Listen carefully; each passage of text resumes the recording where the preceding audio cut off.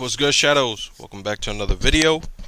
So basically, if y'all saw the first part about this video is the many victims of Eminem. Before y'all watch this, go watch the first part. I'll try my best to edit it as short, but that's just gonna be a long reaction because this was a long ass video, and y'all know me, I always got my opinions and shit. But yeah, go watch part 1 before you watch part 2. Y'all get the gist of it. Follow me everywhere. Subscribe if y'all like wrestling and music and, well, reactions and shit. I react to a bunch of shit, but mainly wrestling and hip-hop shit. So yeah, let's get right into it. I think we left off with Limp Bizkit and that beef with Eminem. So yeah, let's get right into it. Let's go. And in them when an opportunity came along. But in Limp Bizkit's case, it was an act of disloyalty on their part that brought them into a world of hurt. Back in the day, when the new metal band were ruling the world, the Interscope signees were friendly with M. They were even seen in studios together, recording a track for Limp Bizkit's record, Significant Other. Do I gotta rap? Supposed to be a race car driver. You know what? Hey, listen, it's been real. I'm gonna go be a race car driver. Ultimately, the song didn't make the cut and only surfaced years later online, but that wasn't what started the beef. Instead, the whole thing stemmed from their involvement in a different feud. Back when he just began reaching the mainstream, M had smoke for Everlast, the former House of Pain MC who went on to a solo career. What you might not know is that Limp Bizkit's DJ Lethal used to be in House of Pain too, and this is where the issues between M and Limp Bizkit began. Okay, that makes sense. These ass, man. As soon, he would put them on blast on his track Girls, which is arguably one of the most savage diss tracks of all time. He had lines like this. I'm doing this song with method to begging to get accepted. I'm pegging Fred with the bottle of dye that he bleached his head with.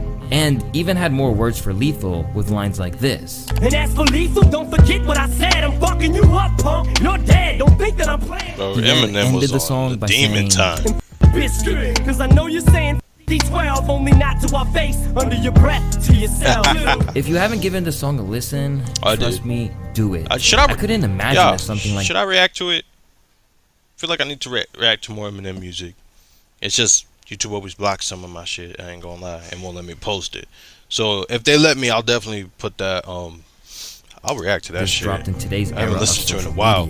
But why did he do it in the first place? Well, it all happened after they backed out of doing what they said they would by standing with him in the feud with Everlast. The reason that I dissed Limp Bizkit is because they're little girls. The reason that I dissed them is because when all the beef with Everlast was going on, right, they wanted to jump in the middle of it. They wanted to jump in it with me and take my side, right? And they wanted to do a song with me. Everlast did a song dissing me, then I dissed him back, then he dissed me back again. So I was gonna diss him back again one final time, so I was telling them about it. They wanted to get on the song. Fred Durst is like, yeah, man, write me some bro, I can say that And then DJ Lethal, I hate Everlast, man, he comes over, he steals my weed, like all this right? M took them at their word and set up a studio session, but Durst pulled out for an alleged toothache, while DJ Lethal had second thoughts about destroying his relationship with Everlast once and for all. And you're talking all that after shit. Previously acting like he was on his side. As you could imagine, M didn't respect this one bit, and it soured their relationship. That's a little girl. That's a Girl Scout right there. So that's not what pissed me off. I'm like, okay, my opinion of them lowered, but I was like, all right, I'll do the song anyways. Still said their names in my raps and used them against Everlast. Yeah. So then, like, not even 2 weeks later, these was on MTV talking about, they asked Lethal about the Everlast thing. Lethal said, I think personally that M is a good rapper, but I think that in a fight, Everlast will whip his ass. Okay, yeah, now, come on, dog. For real, what the is that? Yeah. Now, you tell me what you would do. What would you do in a situation like that? After the warning shot, Limp Bizkit did the smart thing and never opened their mouths about Eminem ever again. And in a Reddit AMA, Fred Durst suggested that he isn't angry at M. Instead, he seems saddened by it more than anything else. Well, you don't got I haven't right heard anything about Eminem since he turned on Limp Bizkit. Eminem got every right to be mad on your ass. You talked about, yeah, man, I'm on your side. He's a bitch. I'll help you diss him. And then when it was time to do it, you said no. Fuck out of here. Much about it, but it really hurt my feelings at the time because I Thought we were better friends than I suppose we were. Durst continued, saying, I understand why he was upset, mainly with Lethal, but over time, I've learned there are better ways to deal with things that upset us. I have remained a loyal fan of his and choose to remember the good times we shared. He is definitely one of the very few best rappers of all time. This has been consistent every time it's come up, and by the looks of it, Fred just wanted his friend back. Hey, he used to be my homie. I haven't talked to him since he turned on me. Oh, really? What happened? I don't know, but I still love him. Love his town. I like him as a person. Would you be willing to do a new track with him? Dude, I got mad love for him. He remembers our time together. It's genuine. I don't know what all that other shit was. Bro, nah, see, this is why I can't stand motherfuckers. Did he just say after he turned on me? Bro, you disrespected Eminem. You said you was on his side, that you gonna diss Everlast with him. And then not only did you back out, Eminem wasn't even mad that you back out. But then you go on MTV with your boy and you saying, oh yeah, Eminem will get his ass whooped by Everlast. After you were talking shit about Everlast to M. Get the fuck out of here, bro. Yeah. Unfortunately for Fred and Lethal, I can see why Eminem don't fuck with people. I can truly see why. They fake as hell. They learned the hard way that once you cross M, there's no way of going back. While in the case of our next victim, he made the similarly stupid decision to open his mouth and mention M only to lose any respect he had from young audiences in the process. Back in the early 2000s, Moby was a superstar producer and his album Play was a major hit. As a man who had a great love for hip-hop, he could have just kept his opinion to himself, considering he knew that once he provoked a rapper, there'd probably be consequences to it. Instead, he said the following statement about Eminem. He's very good at what he does and he's very clever, but he's also a homophobe, a racist, and a misogynist, and I find that objectionable. I think apart from his misogyny and homophobia, he's an amazing talented rapper, and it's amazing to me that he's had such a long and successful. How? Like, I get it, the word, the homophobic word, but you gotta understand, that's a slur that was used back in the day. Ice Cube said that shit, god damn it. Tyler, the Creator, said that shit. So, cut the shit. Second of all, y'all keep talking about he's racist. How the fuck is he racist? Because of that one song? He was hurt. He was a young kid. He was dumb and naive. That's no excuse. But he learned from his mistake. And misogynistic, it's like, motherfuckers, like, people just be throwing anything nowadays. Well, this was back then, but like still, like he's a good example of how my generation is. Like right now, you can say, oh, I don't agree that like I saw a video where they brought up a good point. Like if you was to say that you don't think a child is ready for them to transition to identify as something else, like another gender, if you don't agree with that, they're gonna say, oh, you're transphobic, you're homophobic, you're misogynistic, you're racist, you're this and that, you support this, and it's like, oh my fucking god. And he's a good example right here, shit, because the motherfuckers like this, like saying stupid shit, man. And then he learned the hard way not to fuck with Eminem. Career. So kudos to him. Unsurprisingly, Eminem didn't plan to go down without a fight, and on the Eminem shows Without Me, he not only impersonated him in the video, but claimed Moby's career was basically over. Moby, it was, wasn't it? You 36-year-old boy headed fag lonely. You don't know me, you're too old, let go, it's over. Nobody listens to techno. Dissed by one of the best rappers in the world, Moby had the wrong kind of publicity, but he just kept making things worse for himself. I thought this was really funny, but he clearly did not. As I was doing an MTV interview and the journalist asked me, like, why does Eminem have such an issue with you? And I said, I don't know, maybe he's closeted and he just wants to make out with me. That might have been my equivalent of like pouring kerosene on the fire. So in his case, maybe he has a very good reason to not like me. But I thought I was just being funny, but clearly I'm not. The feud then culminated at the 2002 VMAs, where after accepting an award, M has some words for Moby. Keep going, little girl. I will hit a man with glasses. Halfway through the ceremony, Moby remembered. He told me, "You're d," and gave me an unusual drawing. I kept the picture. I had it framed. He handed me a drawing of him strangling me, and it was a really great illustration. What was endearing was that on the backside of the paper, he had started drawing it and then decided it wasn't good enough. So he had a first draft on the other side and then the fully executed version on the other. Later down the line, Moby realized the whole thing had turned him into a punchline in certain parts of the world. For the longest time, no matter where I went, someone would yell out a car window, "Nobody listens to techno." So I would like to thank Marshall for introducing me to his legion of 13-year-old future Trump supporting fans.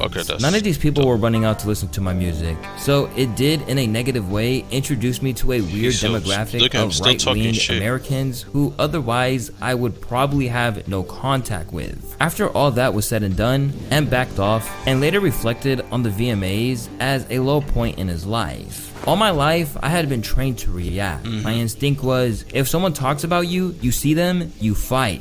But Moby? Really? I was going to fight Moby? And I was going to fight a puppet? In hindsight, I should have handled it differently. Now, all these years on, both men are sober and have stayed out of each other's way. However, that hasn't stopped Moby from trying to rewrite the story a little in interviews, like he didn't bring it on himself. I have nothing against Eminem. I think he's really talented. I almost don't have an opinion about him. But he attacked me at an MTV Music Awards like 20. And that's how a lot of these motherfuckers be. They be talking about Eminem this, Eminem that.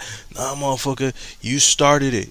You started that shit. Get the fuck out of here. Years ago. And the next day, I was listening to Howard Stern, and Howard Stern said exactly what you said. It's like, who wants to pick on Moby? It's like picking on like the weak kid who doesn't know how to tie his shoelaces. You're calling yourself a pussy up to that point, so. Despite these attempts from him to retell history from his own perspective, most people aren't buying it, and some even feel that M made him more relevant than he would ever be. Eminem is the only reason I even know who Moby is. Dude called Eminem misogynistic, homophobic, and anti-Semitic, and is sitting there claiming that he was attacked. However, when it comes to Eminem's victims, it would be insane to not mention The Game. While Eminem hasn't taken many shots at The Game has been extremely vocal when it comes to Eminem. However, what's crazy is that these two proteges of Dr. Dre were never really on bad terms. They even have a banger hit song together called We Ain't from The Game's classic album, The Documentary.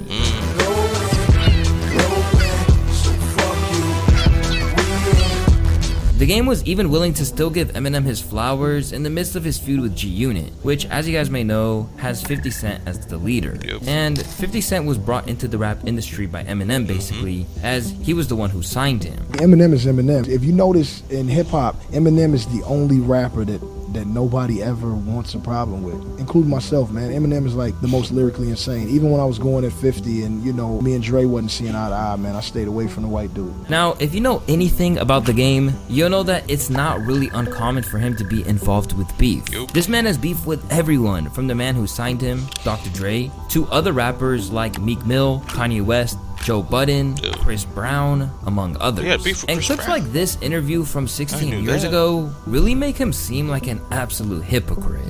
I don't f with niggas, I don't battle niggas, I don't beef with niggas, I don't start shit.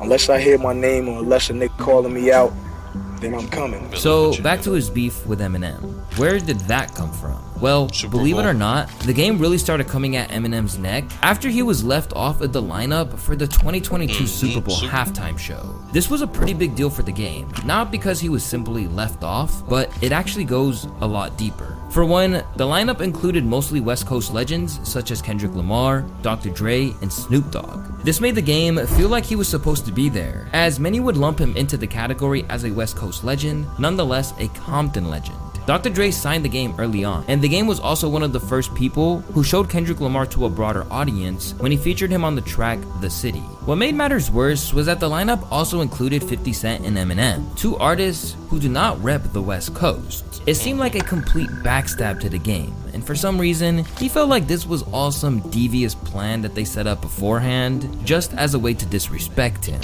When, in actuality, the Super Bowl was probably trying to cater to more mainstream-like artists from LA. And while 50 Cent and Eminem aren't necessarily from the West, they are deeply respected there due to their ties with Dre. After it went down, Game was clearly salty about Shady being there and him sitting at home as it went down in his home city.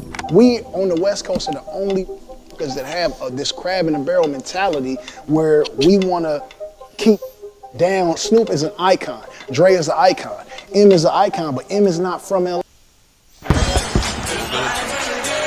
For the first time, kickoff weekend has a Friday game. LA. 50 is not from LA, and I'm not taking away from the fact that they were on the Super Bowl, but LA have been on a Detroit Super Bowl or a New York Super Bowl. It just wouldn't have happened. LA, all around the Super Bowl, and I don't get the call. I was hurt by that. Then, the whole tone of how the game responded to Eminem changed, and in an interview with the Drink Champs, he would go on to make a very bad decision. He claimed that not only was he a better rapper than Eminem, but that he would literally beat him in a versus battle. Eminem is Eminem. I like Eminem. He's one of the fucking good MCs. He raps better. Man, I used to think Eminem was better than me. He not. He is. He not. He is. He's not. He challenging. is. It's not drama. I want smoke with Eminem, him and him. And after receiving a ton of backlash, you would think that he would backtrack his words. However, days later, he would go on to instead double down on his statement. You know, and all that shit. I see it. I feel you. And you know what? If you feel like Eminem is better than me, that's your opinion. There's a lot of people that feel like I'm better than Eminem, and that's their opinion. Me personally, is Eminem better than me? Nah, he not, bro.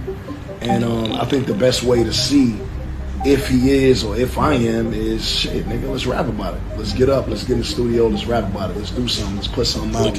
Look at him. Look how fucking pathetic. Imagine dissing the dude and you saying like, the best way to find out who's the best, if we go in the studio and we rap shit together and we put it. It's like, bro, what would Eminem benefit off of rapping against you or rapping with you or rapping towards you?